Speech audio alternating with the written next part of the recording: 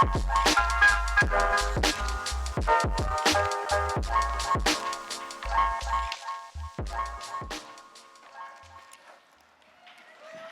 how's it going? It's good to be with you. I'm going to share some verses you've already heard of our time together, and I'm just going to share them again, and we're going to go there again. I'm going to read from 1 Corinthians chapter 4, verses 14 through 17. I'm not writing this to shame you, but to warn you as my dear children. Even though you have 10,000 guardians in Christ, you don't have many fathers. For in Christ Jesus, I became your father through the gospel. Therefore, I urge you to imitate me. For this reason, I am sending to you Timothy, my son whom I love, who is faithful in the Lord. He will remind you of my way of life in Christ Jesus, which agrees with what I teach everywhere in every church. Let's backtrack just a moment. We know that when Jesus made disciples, it produced the missional movement. When Jesus did discipleship, it led to the world being changed. When the early church made disciples, generation after generation after generation were reached and kept on reaching others without budgets, without buildings, without resources, and certainly without popularity. Incredible things were happening. We know that when Jesus did discipleship, the model was the rabbi with the disciple. The rabbi wasn't just about teaching them information, but they wanted to imitate their life. They wanted to be who the rabbi was. And as such, there was a blessing which went out, which was, may you be covered in the dust of your rabbi, your life so closely connected that they would see the imprint of their following God on that person's life too. We know, as was shared earlier, the most of Jesus' time was spent.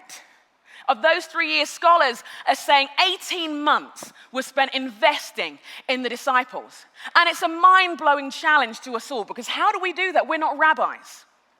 And what I believe Paul is wanting us to understand is an image that helps the Corinthian church then and us now understand what discipleship looks like.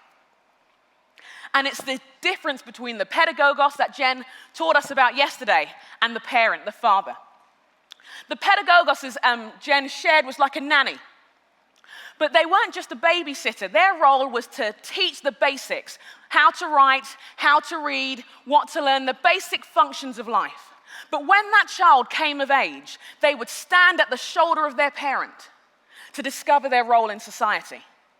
They would learn, they'd be apprenticed with their parent on how to function and how to be and how to live. And so when Paul is urging the Corinthian church to imitate him, he's saying, yeah, there's lots of information you can get out there, and that's wonderful, but you need a father. You need to stand at my shoulder because you can't be what you can't see. And as a result, he's sending Timothy, not a perfect example, but a living example of what it means to understand and illustrate all this stuff of following Jesus in their everyday lives. We know the church from Corinth were kind of crazy in their own various ways. What did it mean to love Jesus? How did you treat the opposite sex?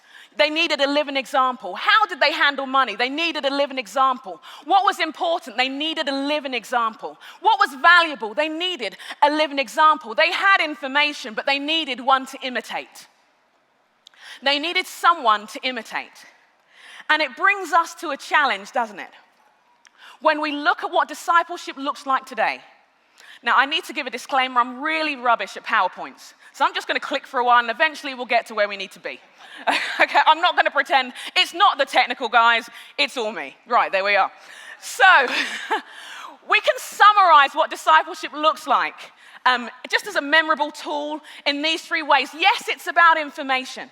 The teaching's important, isn't it? That we grow up knowing the basics. But it's also about imitation. We'll come back to that. And then innovation. Jesus said to his disciples, you'll do greater things than me.